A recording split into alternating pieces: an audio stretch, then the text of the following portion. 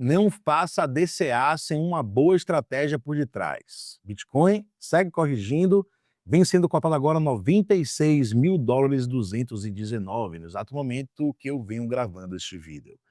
Vamos falar então sobre o Bitcoin, uma zona muito importante. A gente vai discutir, será que pode vir mais correção? Entramos no bear market por fim, agora é só correção, não vem mais movimentações de alta daqui para frente. O ouro também voltou a corrigir um pouco, o S&P 500 está ali dentro do mesmo range. A gente precisa entender tudo isso, a dominância que voltou a cair também. O Bitcoin veio corrigindo, a dominância veio corrigindo junto, isso ajudou muito as altcoins a não desabarem ainda mais. Mas, realmente, a out-season está cada vez mais sem esperanças, né? Não vejo a galera aí com mais esperanças que essa out-season vai acontecer. E realmente pode estar completamente em risco essa out-season. Principalmente se o Bitcoin começar a trabalhar abaixo dessa zona que a gente está exatamente agora, nesse exato momento. Então, vamos lá falar da análise gráfica, análise técnica, análise de sentimento, para a gente tentar entender tudo o que aconteceu e as probabilidades do que pode vir a acontecer desse exato momento para frente. Como sempre, vamos começar aqui com esse apanhado geral que eu gosto de trazer aqui, principalmente para a gente entender como é que estão trabalhando os ativos ali, os grupos de ativos diferentes, né? Quem está acompanhando quem desbandou de quem. Então é muito importante a gente entender como é que está esse cenário aqui. Então, a gente vê o S&P 500 que a gente vê várias aberturas foram com gaps, né? Gaps de alta nessas movimentações e gaps também de baixa nas movimentações corretivas. Hoje não foi diferente, a gente abriu com gap negativo, porém o preço veio se recuperando e já fechou esse gap hoje mesmo.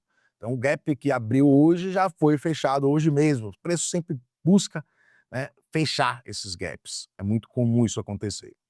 Porém, ele vem fazendo topos descendentes. Não dá para a gente dizer que também são fundos descendentes, mas os topos são descendentes. Isso também pelo price action é algo que a gente precisa preocupar. A gente vai abrir esse gráfico, né, a gente entender quais são os pontos que o S&P 500 não pode perder. Outra coisa que a gente precisa observar disso aqui é o quê? Que o S&P 500 abriu com gap negativo, sim, e voltou e recuperou muito bem. Tem uma recuperação aqui, vamos ver do fundo até esse momento agora, de 1,73% aí de recuperação. E essa movimentação de alta do S&P 500 não está animando tanto assim o Bitcoin. Sim, recuperando um pouco do fundo que a gente fez aqui nos 94.500, porém ainda não consegue ter uma recuperação mais expressiva. Então o que a gente pode tirar disso?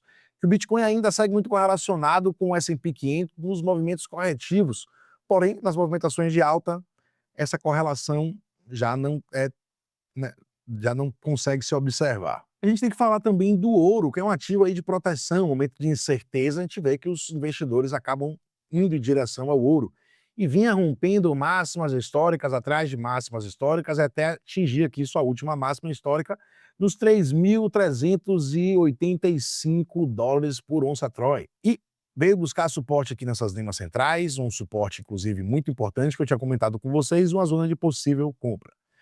E após interação com esse suporte, o preço veio se recuperando, porém não conseguiu renovar as máximas históricas, fez um topo aqui nos 4.247 e vem buscando mais uma vez correção e achou o suporte aqui nessas linhas centrais nos 4.031. Zona muito importante, inclusive, enquanto o ouro estiver trabalhando acima dessa zona, a gente tem probabilidade do preço continuar, né? E a mesma coisa eu digo do Bitcoin, enquanto o Bitcoin estiver trabalhando aqui abaixo dessas duas linhas centrais, a gente tem grande chance de continuar, mais uma movimentação corretiva, de baixa. Aqui o DXY também, que segue dentro de um padrão de alta muito interessante, e pode ser que a gente veja o DXY continuando essa movimentação de alta aqui. Então, a gente falando aqui do S&P 500, vem fazendo essa recuperação, mas o S&P 500 precisa aqui no gráfico diário continuar trabalhando aqui acima dos 6.687. Esse é o ponto de suporte mais importante aí para o S&P 500. E quando estiver trabalhando aqui acima dessa zona, a gente tem probabilidade do S&P 500 retomar as movimentações de alta. Porém, esse afastamento aqui entre essas duas linhas centrais, né, apesar de estar indicando ainda alta por estarem na cor branca, esse afastamento indica uma fraqueza nessa movimentação, então a gente precisa ficar atento. Enquanto o preço estiver trabalhando dentro do range ou acima, ok. Porém, se a gente vê o S&P 500 começa a trabalhar abaixo dessa zona aqui, dos 6.687, vocês prestem atenção, porque é muito provável que o S&P 500 comece a trabalhar uma fase corretiva, entre em uma fase corretiva. Se isso vier a acontecer, então vamos ter atenção, Porque se isso vier a acontecer, né, o S&P 500 entrar no movimento corretivo, a gente sabe que essa correlação negativa com o Bitcoin entrar em um movimento corretivo S&P 500 não poderia ser nada saudável para as criptomoedas e o Bitcoin. O ouro aqui, mesma coisa, a gente tem como suporte muita zona muito importante essas duas linhas centrais. Então, enquanto no diário aqui estiver trabalhando acima dos $4.000, tudo bem, o ouro ainda pode voltar a retomar as movimentações de alta. Não seria nada bom ver o ouro perdendo aqui os 3.926 e começar a trabalhar no gráfico diário abaixo da zona dos 3.926. Isso seria negativo para o ouro também. Então a gente tem que ficar atento, porque o que a gente está acompanhando e vendo de perto é o quê? É um Bitcoin fraco, é um S&P 500 que já vem muito tempo subindo, e a gente sabe que nada sobe para sempre também, né? Então a gente pode ver o S&P 500 voltando a corrigir, né? Começando a corrigir, e essa correlação negativa com o Bitcoin não seria nada bom, né? A gente veria o Bitcoin sofrendo ainda mais. O DXY é que também está me deixando um pouco preocupado. O dólar vinha se desvalorizando bastante à medida que a gente via outros ativos como o ouro ganhando muita força. Ouro, S&P 500, Bitcoin inclusive. Porém, o dólar corrigiu bastante e agora vem dentro de um padrão de alta, ou seja, pode ser que o início de uma recuperação do DXY, do índice do dólar. E me parece muito razoável acreditar que essa tendência, que esse padrão tende a continuar. Eu acredito que tem altas, grandes probabilidades de a gente ver essa movimentação continuar aqui do DXY, a gente ver uma recuperação do DXY nos próximos dias aí, semanas. Porque o índice do euro, o EXY, está em um padrão antagônico, né, contrário ao do DXY, um padrão de baixa. E são as duas moedas que estão ali sempre competindo. Então a gente está vendo um padrão de baixa no euro e um padrão de alta no dólar. Após grandes movimentações do S&P 500, né, que são os 500 principais ações dos Estados Unidos, e o ouro também, que vem se valorizando muito. Então a gente tem que estar atento porque realmente pode, não estou dizendo que vai, estou dizendo que pode estar iniciando um possível movimentos corretivos dentro do ouro e o S&P 500, né? Se ele perder essas zonas. E se isso vier a acontecer, pode prejudicar diretamente o Bitcoin e as criptomoedas. Não estou dizendo que isso vai acontecer, estou dizendo que isso pode vir a acontecer e caso aconteça, isso pode prejudicar bastante.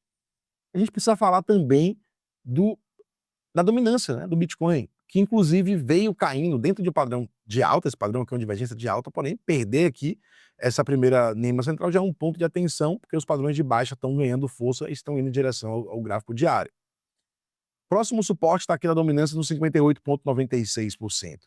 Se perder, seria muito interessante esse cenário aí para as altcoins. Inclusive, a dominância ter caído aqui junto com essa movimentação de baixa do Bitcoin foi importante para as altcoins, apesar de terem caído, não terem caído com mais força, né? Então segurou um pouco a queda aí, querendo ou não, das altcoins, essa queda da dominância aqui. Então interessante para as altcoins que essa queda continue, né? Se a gente tiver a dominância voltando a subir com o preço do Bitcoin caindo, isso vai ser péssimo para as altcoins. Então vamos ter muita atenção com isso também.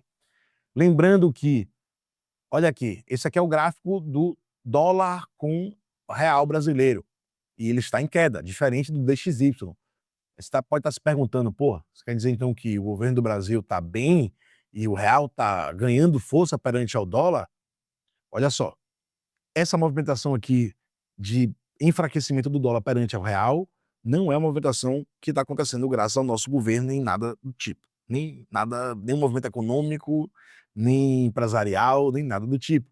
E sim investidores que estão olhando para países emergentes aqui da América Latina. México, Brasil, Colômbia, alguns outros países, Argentina, também estão tendo as suas moedas valorizadas perante ao dólar. Então, é uma questão de migração de capital em direção a esses países emergentes aqui da América Latina. Não tem nada a ver com o nosso governo. Então é isso. A gente tem que ter atenção também a isso aí, galera. Pode ser que ainda continue caindo mais, mas querendo ou não, que tá uma zona bem interessante para comprar um pouco de dólar aí, né? O dólar sendo cotado a 5,27 e a gente viu o dólar já ser cotado aqui, chegou, bateu um topo aqui no 6,31. Então, pô, olha aí, né? O dólar aí num pouco de promoção, digamos assim como o Bitcoin, né? E a gente precisa realmente ter muita, mas muita atenção mesmo com o Bitcoin, né? O Bitcoin, nessa zona aqui que eu comentei com vocês, do gráfico diário, é uma zona que foi responsável por segurar o preço do Bitcoin nas duas últimas divergências baixistas, ou seja, dois últimos momentos que o Bitcoin corrigiu aqui no gráfico diário. Na primeira vez ele buscou interação com essa anima azul e fez fortes movimentações, retomou fortes movimentações de alta. Depois, no segundo momento de correção, ele buscou interação aqui mais uma vez com essa anima azul e voltou para a movimentação corretiva. Na verdade, aqui, ó, nessa primeira movimentação, ele foi na verde e na azul, que eu fui traçar aqui em cima e ficou em cima do primeiro toque. Mas olha só, em cima da anima verde, depois tocou azul e retomou a movimentação de alta. O que a gente está vendo aqui agora, nesse exato momento, é voltamos a interagir com com esses dois suportes, essas duas nemas. A zona muito importante, essa nema azul e a nema verde. Se a gente fechar, né, o candle aqui abaixo dos 94, 144 no gráfico diário, isso aí para mim seria péssimo e um grande e um forte indício que a gente poderia estar iniciando fortes movimentações, uma tendência de baixa mais clara, inclusive não só no diário, como também no semanal. A gente precisa ter muita atenção aqui com o gráfico semanal, porque o Bitcoin ele vinha se segurando muito bem, né, apagar aqui esses desenhos, nessas zonas aqui, cara, aquelas mesmas zonas que eu estava mostrando ali no diário, né, aquelas anima verde e azul, estavam basicamente representando esse suporte aqui, que são as duas emas centrais no gráfico semanal. Então as duas correções fortes que a gente teve dentro dessa tendência de alta foram aqui respaldadas e seguradas muito bem aqui nessas duas emas centrais, que estavam, inclusive, nesses momentos, estavam juntas na cor branca, indicando força. Quando elas estão juntas, indica força na tendência. Então, nesses dois momentos aqui anteriores, elas estavam juntas, o preço, né, foi lá buscar suporte nelas. Porém, agora, o preço do Bitcoin no gráfico semanal já perdeu elas. O gráfico semanal vai fechar daqui a 2 dias e 6 horas. Se isso acontecer, se o gráfico semanal fechar abaixo dos $100.000 daqui a 2 dias, a gente vai estar numa tendência clara aqui, né, início de uma tendência de baixa aqui no gráfico semanal. O que poderia fazer com que o preço corrigisse e buscar suporte aqui. O primeiro suporte do semanal está aqui na zona dos 74.400. Próximo suporte na zona dos 64.343. E aí eu te faço uma pergunta. Você está pronto, tem uma estratégia, uma carteira bem montada para caso o preço corrija para os $74.000 ou corrija para os $64.000? Você tem caixa para comprar nessas zonas? Você está com a carteira preparada para aguentar as altcoins, né, acompanhando o preço do Bitcoin até essa zona? Essa é a pergunta que você deve se fazer. E é isso que você precisa se preocupar. Eu não estou dizendo que isso vai acontecer, a gente trabalha aqui com probabilidades. Mas se isso acontecer, você está pronto para isso? Essa é a minha pergunta. Você precisa estar pronto para isso, porque isso pode realmente acontecer. Então tenha muita atenção com isso realmente, porque a gente pode ver o Bitcoin ainda seguindo fortes movimentações corretivas e fazendo com que o preço continue. A gente está num ponto-chave, ideal que o preço do Bitcoin se mantenha aqui acima dessa zona para ir voltar a atacar as zonas como aí os $100.000 e tentar trabalhar acima dessas zonas aí dos $100.000 novamente, para a gente voltar a acreditar em possíveis movimentações de alta. As altcoins também vêm trabalhando dentro de um range baixista, no padrão de baixa. Muitas delas já perderam, inclusive, o fundo do crash aqui, como o caso do Ethereum, e já está vindo buscar suporte aqui, né, na nema amarela. Já perdeu a nema azul, a nema verde, já está aqui na amarela. Esse é um range, assim como o Bitcoin igual, muito importante. Começar a trabalhar abaixo dessa zona aqui dos $3.000 no diário, o Ethereum poderia estar em sérios apuros. A gente pode ver outros ativos também em situações semelhantes. E outros ativos estão aqui, ó, fazendo os topos descendentes, como a da Cardano, também trabalhando abaixo de um range baixista, porém ainda não foram lá no fundo do crash. Eu acredito que, caso o preço continue trabalhando aqui abaixo dessa linha de tendência de baixa, ou seja, continue fazendo fundos descendentes, é muito provável que esses ativos vão buscar lá interação com esses fundos aí do crash. No caso da ADA, né, foi no 0,27, então está, né, um pouco distante ainda, né, cair mais, né, bastante ainda para chegar lá. Porém, isso é o que pode acontecer caso o preço continue trabalhando aqui abaixo dessa linha de tendência de baixa, né, ou seja, está configurando aqui uma tendência de baixa. Quem está numa situação bem semelhante também é a PEP, né? Também muito parecida aqui com a ADA Cardano. Trabalhando aqui no suporte das gemas coloridas, porém a gente tem como price action, o suporte principal, o fundo do crash. Galera, a gente precisa também estar atento sempre à análise de sentimento. A análise de sentimento do Bitcoin tem pontos positivos, sim, porém tem pontos aqui bem preocupantes ainda. Primeiro ponto preocupante é o Open Interest. A gente vê que à medida que o preço veio corrigindo aqui do Bitcoin, o Open Interest veio ganhando força, ou seja, demonstrando interesse por essa movimentação de baixa do Bitcoin. Isso não é nada bom. Porém, no meio dessa correção, a gente teve uma grande captação de liquidez, muitas posições de vendas a mercado. A gente viu aqui, ó, o maior candle com 1,58 bilhões de dólares sendo vendidos a mercado. Quem vende a mercado são sardinhas, ou seja, players despreparados que estão sem estratégias, que estão assustados com a correção e vendem com medo, vendem a mercado. Além dessa captação de liquidez pelas vendas a mercado, a gente também teve muitas posições de longs que foram estopadas e liquidadas. O candle maior aqui com 70, quase 70 milhões de dólares que foram estopados e liquidados aqui através dessas posições de long. E o que é que tem de ruim aqui, além do Open Interest, que vem subindo junto com o preço? O ratio.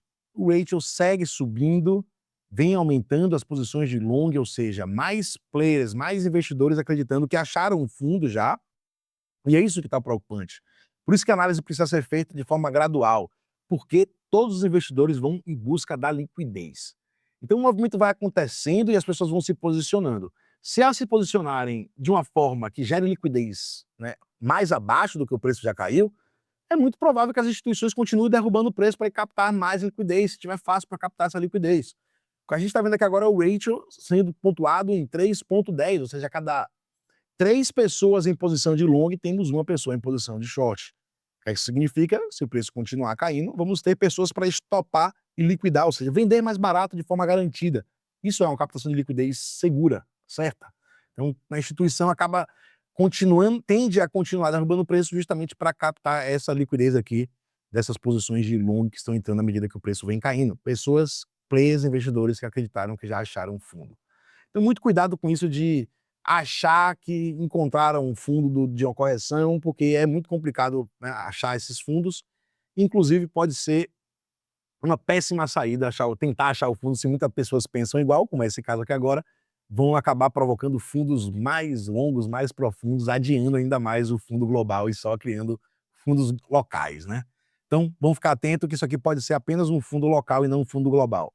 Vamos ter atenção. O ideal seria que esse ratio estivesse caindo, pessoas já desanimadas, desacreditadas e não acreditando mais em long, e sim acreditando que vai ter mais continuação de queda e a gente veria esse ratio caindo. Isso seria um bom sinal para a gente acreditar que estamos diante de um fundo, global. Porém, não é o que está acontecendo nesse exato momento. A gente tem que olhar aqui também a CoinGlass e não só olhar aqui o tempo de 24 horas, como a gente está olhando aqui agora. Se a gente for observar isso aqui, a gente vai ver que a maior liquidez está acima. Então tem grandes probabilidades do preço buscar essa liquidez não está muito longe. Aqui nos 98, 257, temos aí 67 milhões para ser captado de liquidez aí de posições para serem estopadas, posições de short que seriam estopadas aqui em cima. Porém, se a gente for olhar isso aqui de um panorama mais aberto, mudar para o gráfico de um ano, a gente tem um range, uma zona maior de quantidade de ordens, posições, a gente vai ver que essa situação ali muda bastante. A gente vai ver que a gente ainda tem uma grande quantidade de liquidez, posições para serem estopadas e liquidadas, um pouco mais abaixo, aqui nesse último fundo que a gente fez aqui, ó, nos 93.282. Temos muitas posições para serem estopadas e liquidadas nessa zona. Posições de long que podem ser estopadas e liquidadas. Temos cerca de 173 milhões de dólares para serem captados aí de liquidez. Então, acredito que as instituições podem estar de olho também nessa zona. Puxar o preço, a correção ainda mais para essa zona dos 93 para captar essa liquidez aí dessas posições que vão ser estopadas e liquidadas. Galera, se esse conteúdo te ajudou de alguma forma, te acrescentou de alguma forma, a única coisa que eu te peço para você deixar seu like, deixa um comentário também, que isso ajuda ao YouTube entender que esse é um conteúdo de valor e ele vai distribuir para mais pessoas. Então, me ajuda a fazer esse canal crescer, eu estou aqui disposto a ajudar, só você mandar seu comentário, dizer o que é que você quer que eu te ajude, o que é que você quer que eu grave um vídeo para te ajudar, alguma análise, algum tipo de conteúdo, algum tipo de dúvida que você tem, traga aqui embaixo que eu vou gravar um conteúdo para te ajudar também. Tamo junto, espero que esse vídeo realmente tenha contribuído e contribua para os seus investimentos. Tamo junto, meus links vão estar aqui embaixo, só chegar, quiser fazer curso, aprender, ter acesso às limas, chega mais. Mas também se não quiser gastar dinheiro, eu tô aqui também para fazer as análises de graça aí para vocês, só peço só o joinha e o compartilhamento. Tamo junto, valeu, até o próximo vídeo e um abraço.